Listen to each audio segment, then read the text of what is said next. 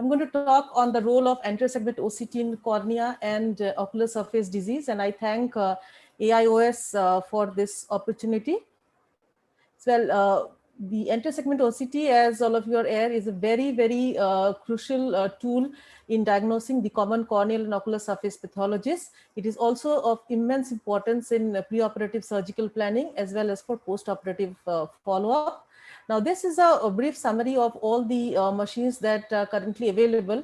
As you know, we started off with the time domain technology. However, those had very less resolution as compared to the currently available spectral domain OCTs, which have a resolution of somewhere between 4 to 6 microns and have majorly replaced the time domain devices. This is the picture of a normal cornea on the OCT. You can see a hyperreflective tear film followed by an epithelium, then the Bowman's layer stromal junction, the stromal layer, and the Descemet endothelium complex. Now, coming to how the OCT aids us in diagnosing the common corneal and ocular surface pathologies. This was a lady who presented with complaints of irritation and a white spot on the eye. The clinical diagnosis is definitely a corneal intraepithelial neoplasia, this whitish lesion with a stuck-on appearance. And the anterior segment OCT was also very classic, describing as a thickened hyperreflective epithelium with abrupt transition from the normal to the abnormal epithelium. And you can also see a distinct plane between the lesion and the underlying tissue. Any disruption in this plane indicates that this is no longer a carcinoma in situ and it has involved the underlying structure, and you need to change your management plan. The next, sometimes these lesions can have abnormal keratin deposition or pigment deposition in the form of melanin, in which case you get a lot of shadowing of the underlying structures and you may not be able to see what lies underneath. The OCT also helps in screening of other surface lesions like melanomas and lymphomas. We need to remember that these are all subepithelial lesions and very different from an OSSN. Sometimes when we get patients referred to us with such like this lady with this white patch on the cornea, and it was referred to us whether it is a corneal OSSN. We did an OCT and found hyperreflective thickened epithelium, but the lesion was very poorly demarcated from the surrounding epithelium. So this, and with a lot of stromal scarring, so this definitely was not an OSSN. This was another lady who had a corneal OSSN, and we treated her with topical interferon alpha 2B.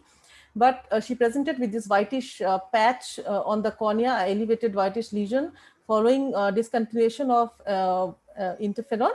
And we were not sure what this was. So we did an OCT and found an elevated, well-demarcated lesion involving the cornea. So we were thinking possibly this could be a recurrence, but we did a biopsy and it turned out to be simple inflammation. Hence, the reason for showing this case is that ASOCT, though very important in diagnosis, may not always be conclusive, and you may need to do a biopsy. It still remains the gold standard. Coming to keratoconus, OCT has tremendous role to play here, right from the epithelial thickness mapping, as Dr. Shetty had just mentioned, the Bowman layer mapping, stromal scarring for hydrops, and also for planning the various surgeries that we do in keratoconus. Well, the epithelial thickness has been described to be thin over the cone area with surrounding thickened epithelium, the characteristic which has been called as the donut profile. There is also increased variability and irregularity of the epithelial thickness in ectatic eyes as compared to normal eyes. And this, compared to a thin pachymetry, helps often diagnose form first keratoconus.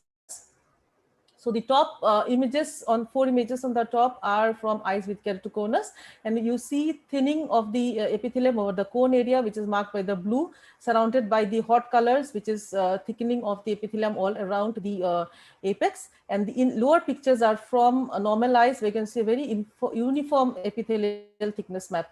So we get in stromal scarring also very commonly in keratoconus. The OCT can help in determining the treatment modality that you want to take up for managing the scars.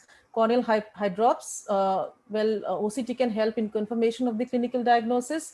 It can also tell you about the morphology of the Descemet membrane tear, presence of clefts, and also resolution of the Descemet membrane break following descemetopexy. Planning surgeries for keratoconus, the ones we commonly do, including DALK, INTACs, cross-linking. The INTACs, we can use the ASOCT to look for the exact location and depth of the INTACs. If there are any complications, you could monitor those using the ASOCT. The stromal haze and demarcation line following CXL, those can also be evaluated post-operatively to see whether the CXL, the effect of the CXL. Coming to other common lesions like Salzmann nodular degeneration, which typically present as bluish-white elevated lesion.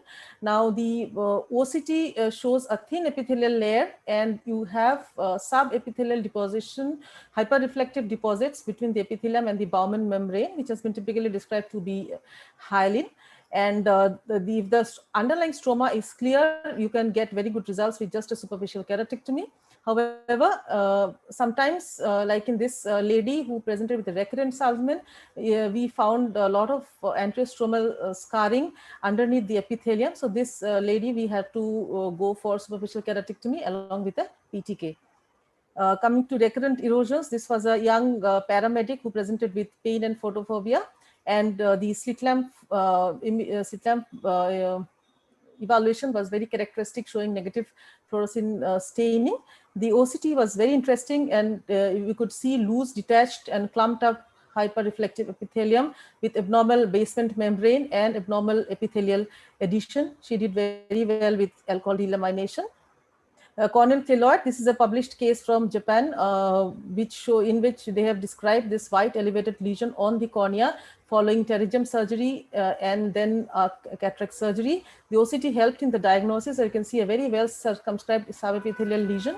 The important to understand is that keloids often extend into the corneal stroma to anterior mid stroma. So very often only we cannot peel it off. You need to do a lamellar procedure and do a lamellar transplant to get rid of the entire lesion. Now coming to preoperative surgical planning, these are again some case situations. This is a lady who presented with a contact lens induced microbial keratitis. We treated her and resulting in a scar. She wanted a laser vision correction, so topography helped us in delineating the exact morphology of the scar, and based on that we did a topo-guided PRK, and we could improve her uncorrected vision from 660 to 6/12. This was another lady with a vascularized corneal scar following herpes simplex virus. As you can see, the OCT shows diffuse scarring all along the corneal stroma. So, and she did very well with a DALK procedure. And this was another gentleman who with a macular corneal dystrophy, both eyes, as the stromal dystrophies of the cornea, they have multiple treatment options, which include PTK in the earlier stages and DALK or penetrating keratoplasty in the later stages. So what helps us decide between them is the OCT. So here, this gentleman, we got a diffuse hyperreflectivity extending till the posterior stroma and the Descemet membrane. So PTK was not an option here. We had to go for a penetrating keratoplasty. This was another elderly male with an endothelial disease and presented with a very hazy cornea, had undergone some amniotic membrane procedure also. As you can see, the slit lamp photograph, the anterior segment is practically invisible. You can't see anything. And when here again, the OCT was very useful. We could see a very rough, thickened epithelium, and also a very thickened Descemet membrane complex with a possible retrocorneal membrane.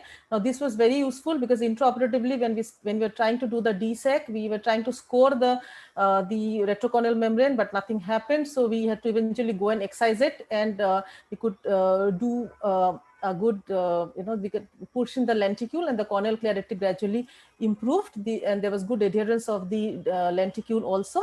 And this thickened membrane was found to be collagen with fibrous tissue on histopathology.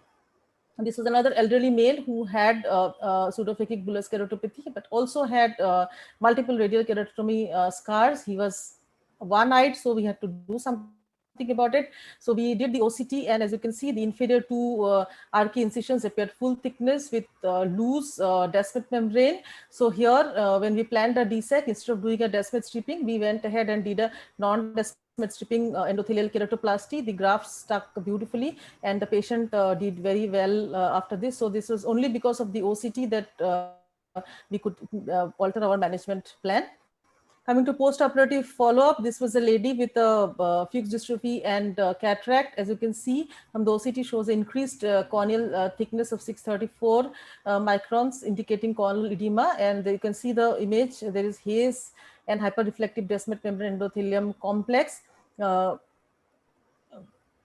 She did very well up with a DMEC and a phaco IOL, very well attached lenticule and normal corneal thickness. However, things are not always so simple in life. Sometimes we also land up with complications. There again, the OSOCT is very useful. The top picture showing slightly, there's an interface gap between the host and the donor lenticule because of trapped viscoelastic following a DSEC.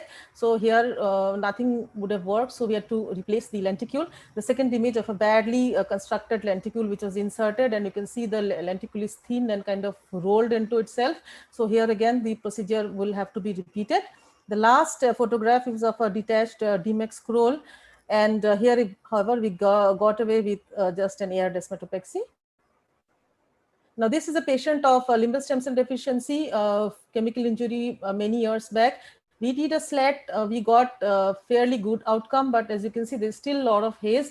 So we have to understand what is exactly going on. We did the OCT. As you can see, the top picture of the OCT, we can see a beautiful healthy epithelium, which has been restored thanks to the SLET, but the haze was all in the stroma, and this patient definitely needs a DALK procedure.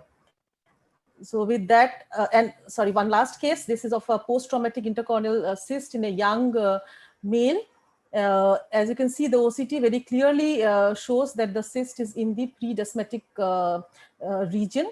So we did cyst aspiration and a chemical cauterization. The cyst resolved beautifully, as you can see, both on slit lamp as well as on the anterior segment OCT, and patient did very well. So with that, I'd like to summarize my talk saying that the ASOCT is an invaluable diagnostic tool in cornea and ocular surface diseases. There are plenty of applications. I could just enumerate a few.